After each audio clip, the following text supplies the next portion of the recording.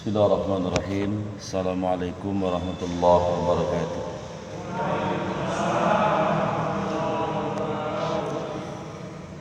Alhamdulillahi wa kafa wassalatu wassalamu ala nabiyil mustafa wa ala alihi wa sahbihi ahli sidqi wal wafa. La hawla wa la quwwata illa billahil aliyyil azim. Amma ba'du.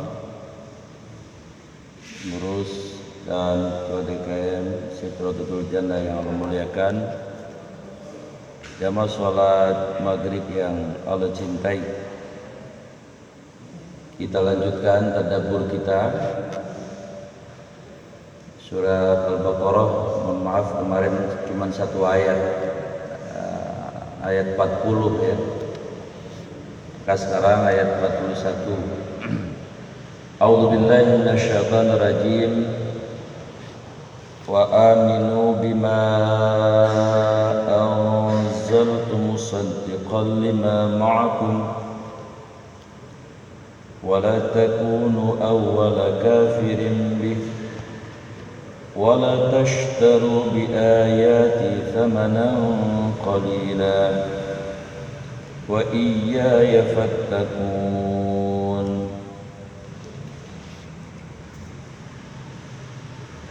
Dan berimanlah kamu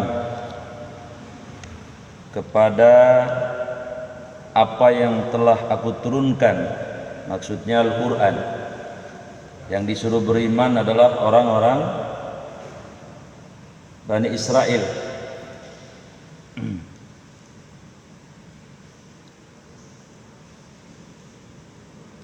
Yang membenarkan apa yang ada pada kamu, maksudnya kitab Taurat. Maksudnya Al-Quran itu membenarkan kitab Taurat. Al-Quran membenarkan Injil. Nah, Allah minta sama Bani Israel agar mengakui itu.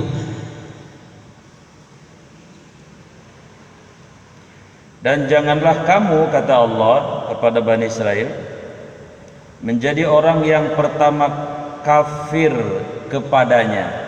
Maksudnya Al-Quran itu sudah dijelaskan di dalam kitab Taurat, di Injil juga ada.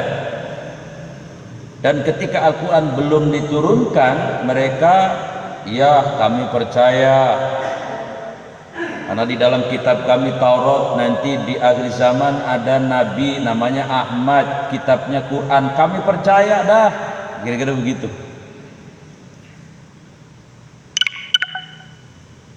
Tapi ternyata faktanya ketika nabi dan rasul terakhirnya dari garis bukan Nabi Ishak tapi dari garis Nabi Ismail dari Arab, maka Bani Israel itu tidak mengakui satu tuh.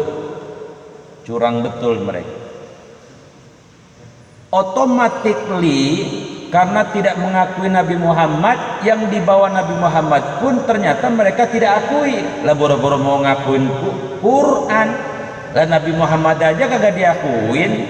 Kira-kira begitu. Luar biasa ini Bani Israel.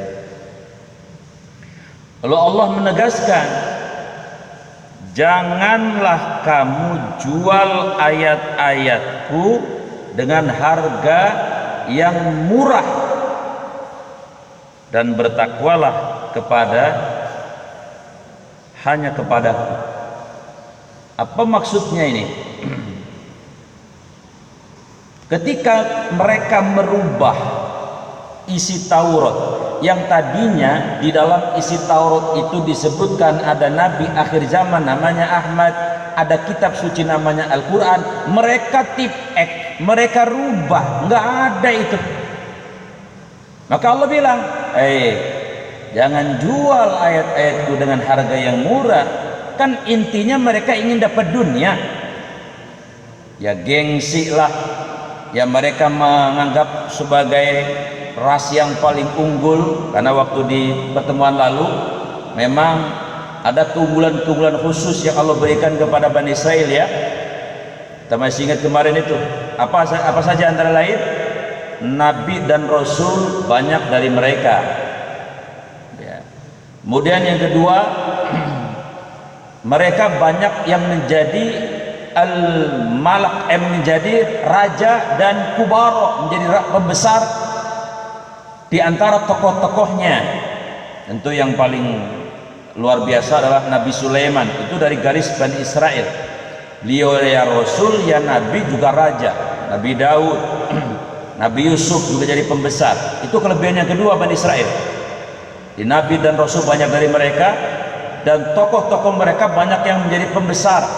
Yang ketiga, kelebihan mereka adalah waktu mau masuk ke Palestina 40 tahun mereka diberi makanan, yaitu manna wassalwa. Dalam tafsir disebutkan ini makanan dari langit, ada yang mengatakan dari surga, daging puyuh sama madu. Ini makanan luar biasa. Maka otaknya orang-orang Yahudi itu secara kualitatif itu memang unggul dibandingkan dengan yang lain. Dan faktanya sekarang terjadi, orang Yahudi itu tokoh-tokohnya, kalau mereka menguasai media massa, sedunia mereka kuasai. Kalau mereka menguasai ekonomi sedunia, sentralnya yang menguasai orang Yahudi. Mereka menguasai budaya mereka sedunia. K-pop baru-baru kesini saja, Korea ya, apalagi cuman misalnya Barong Sang misalnya. Jadi ketika mereka menguasai dunia politik dunia kuasai mereka.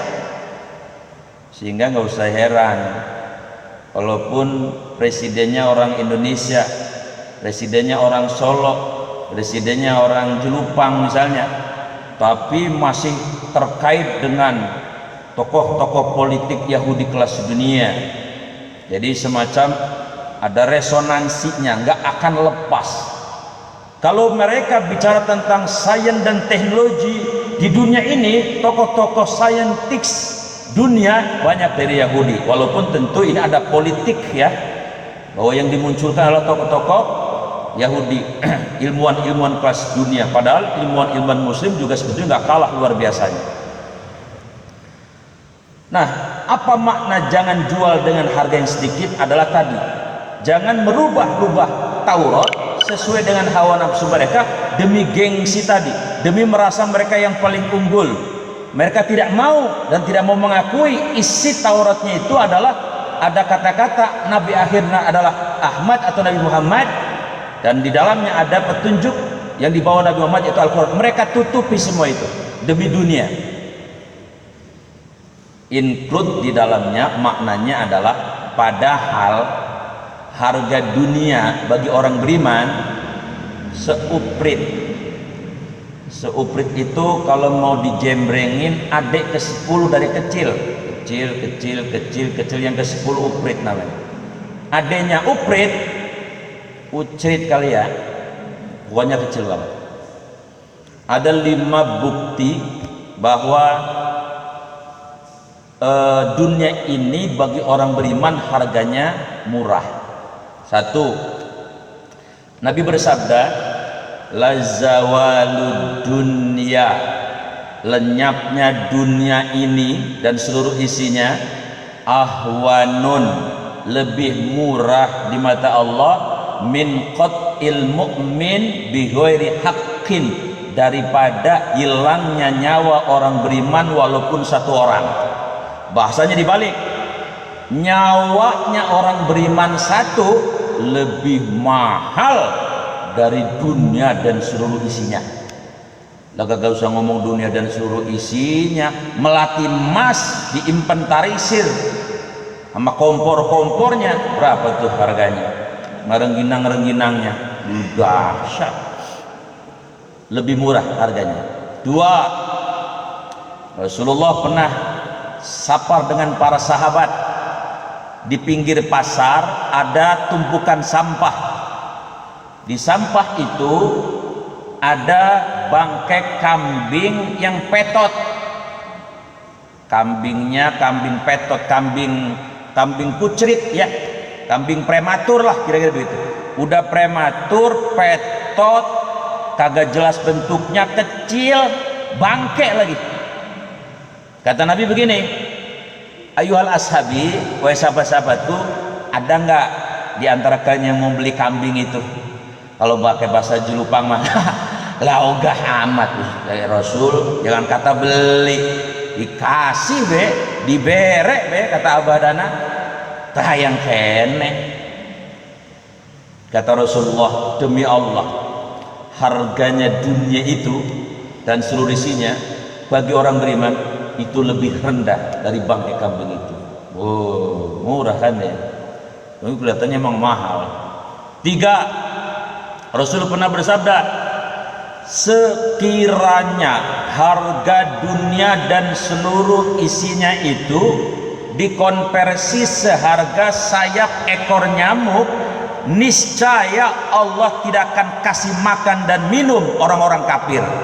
Dibalik bahasanya, karena dunia dan seluruh isinya di mata orang beriman lebih murah daripada sayap ekor nyamuk, maka biarin dah orang kafir dikasih makan sama minum, paling seharga sayap ekor nyamuk, kira-kira begitu. Luar biasa ya.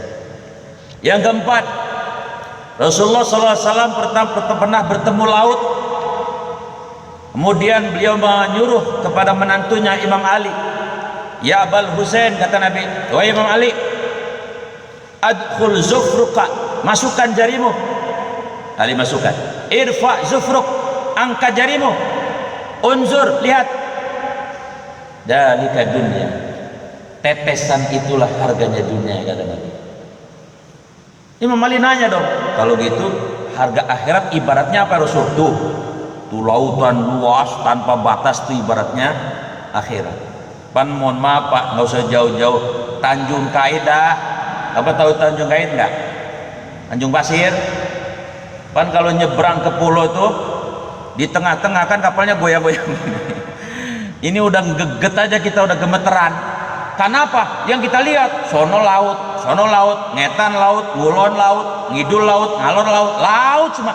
Padahal itu laut kecil. Lah bagaimana di lautan Pasifik, di lautan Hindia, luasnya luar biasa dahsyat. Itulah akhirat. Sedangkan dunia ya cuma setetes itu. Luar biasa. Maka jangan coba-coba, kata Allah, menjual ayatku demi dunia. Atau bahasa yang lain, apa cara orang menjual ayat-ayat Allah? Sederhana, dipelintir. Tahu Pak, dipelintir? Ayatnya udah jelas muhkamat. Kan Quran itu ayatnya ada 2. Ada yang muhkamat, yang udah jelas, maksudnya kagak usah diputar-putar juga udah jelas begitu. Ada mutasyabihat. Atau hadis juga sama, ada yang udah jelas, nggak usah diinterpretasi macam-macam, juga udah paham, diputer-puter. Tadi saya barusan diskusi, tadi baru 4:30 sampai 5:30 baru selesai tadi diskusi dengan politisi. Ada politisi main ke rumah saya. Politisi berarti kerjanya apa Pak? Main gangsing, iloh. Politisi yang main politik. Jadi dibahas tentang hadis yang sangat populer, ar-rasi wal murtashi finnar. Nyogok sama yang disogok supaya dipilih, kata saya dua-duanya neraka. Dipelintir sama dia, kagak Ustaz, tergantung situasi dan kondisi. Saya bilang, ini kalau ngadepin model begini saya ribet urusannya ini. Yang udah jelas-jelas begitu aja pengennya ditafsirkan sama yang lain. Kata dia, kalau kita udah potensinya mau kalah padahal kita partai yang benar, kita boleh dibom pakai duit tuh orang-orang biar milik kita. Dalam hati saya, dari mana dasarnya? Jadi situasional katanya, ngasih duit ke orang supaya milik itu katanya situasional. Nah ini yang namanya tadi menjual ayat atau hadis dengan harga yang supaya mendapatkan dunia. Apalagi menjual ayat itu tadinya waktu belum digaji sama misalnya pemerintah, tegas, ini apa Kiai? Haram. Ada nggak yang model gini? Bu, jangan kenceng-kenceng. Lah kagak enak sama tetangga kita. Begitu masuk gajinya 100 juta, 200 juta, jadi komisaris lagi. Kiai, ini haram apa enggak? Situasional. Balaka ciprut saya bilang. Dijual tuh dengan dunia yang sedikit. Orang Yahudi karakternya begitu, ditiru kadang-kadang sama kita. Mohon maaf, kadang-kadang bukan orang cecerek yang kayak gitu, orang pinter kadang-kadang. Ya mohon maaf aja, oknum sih, nggak semua. Ayat berikutnya, A'udzubillahi minasyaitonirrajim. Wala talbisul haqqa bil batil wa taqtumul haqqa wa antum ta'lamun. Ini ayat sebetulnya untuk Bani Israel. Allah mengatakan jangan campurkan yang hak sama yang batil. Maksudnya apa? Itu Taurat jangan dicampur-campur. Ya, maka saya kemarin bilang, alhamdulillah kita jadi orang Islam. Satu-satunya kitab suci yang masih otentik, masih orisinil, ya cuman ini. Ini saya ngomong di masjid ya sama orang Islam, cuman ini. Yang ngomong juga bukan saya, Allah sendiri, ya. Allah yang menurunkan Al-Quran, dan Allah pula yang menjaga. Inna nahnu nazzalnal Quran wa inna lahu lahafizun. Dan Allah pula yang jaga. Makanya dari sejak para sahabat Sayyidina Utsman Husnia sampai sekarang 1400 tahun, jangan kata satu surat berubah, sehuruf aja kagak berubah ini. Ayo cek, pasti ketahuan. Kenapa? Lah yang jaga bukan si Mi'un, yang jaga Allah melalui para penghafal Quran dan para ulama-ulama Al-Quran. Ini tidak ada campur tangan siapapun, tidak ada campur tangan manusia, asli firman Allah. Maka ayat yang pertamanya la roiba, jangan satu huruf pun kalian ragu terhadap Al-Quran ini. Nah makanya Allah bilang jangan kitab suci itu dicampur, ada firman Tuhan, ada firman manusia. Itu udah jelas. Bagaimana mungkin bisa menuntun yang udah dicampur antara hak dan yang batil. Jadi karakter orang Bani Israel itu mencampur yang hak dan mencampur yang batil. Hasilnya apa? Gado-gado Cisauk. Lah kalau udah belang bentong begitu hasilnya ya ribet. Ya. Air sebelangah kena air kotoran cecak seuprit, ya sudah, yang sebelangah menjadi haram. Jadi mencampur yang hak yang batil, karakter Bani Israil, dan kita kadang-kadang menduplikasi, naudzubillah min dzalik. Yang hak ya hak. Kemudian yang berikutnya, wa aqimus sholata wa atuz zakata warka'u ma'ar raki'in. Orang-orang Bani Israel yang sekarang hidup disuruh sama Allah. Apa disuruh sama Allah? Satu, tegakkan sholat. Kenapa? Sama dari Nabi Adam, Nabi Idris, Nabi Nuh, sampai Nabi Yakub, sampai Nabi Ibrahim, Nabi Ishak, Nabi Yakub, Nabi Yusuf, terus sampai Nabi Isa. Isinya sama. Kitab suci ada perintah untuk sholat, hanya kaifiatnya saja yang berbeda, tata caranya saja yang beda. Nah, orang-orang Bani Israel disuruh sholat, tapi sholatnya bukan ikut tata cara yang dulu Nabi Musa, tapi ikut tata cara sholatnya Nabi Muhammad. Makanya di ayatnya begini, warka'u, dan rukulah ma'ar raki'in. Itu tafsirnya, rukulah dengan Nabi Muhammad dan umatnya, maksudnya begitu. Karena periodisasinya sudah selesai, zaman Nabi Isa sudah selesai, yang sekarang hidup ya mestinya ngikut sama syariatnya Nabi Muhammad. Ya cuman kalau mau ngeyel ya terserah ente, ya Allah mah sudah sayang, sudah ngasih tahu, ikut. Kemudian yang berikutnya, atamuruna nasa bil birri wa tansawna anfusakum wa antum tatluna alkitab afala ta'qilun. Ini karakter Bani Israil lagi. Kata Allah, apakah kalian menyuruh manusia untuk melakukan kebaikan sedangkan kalian melupakan diri kalian dan kalian membaca kitab? Afala ta'qilun? Apa kalian tidak berakal?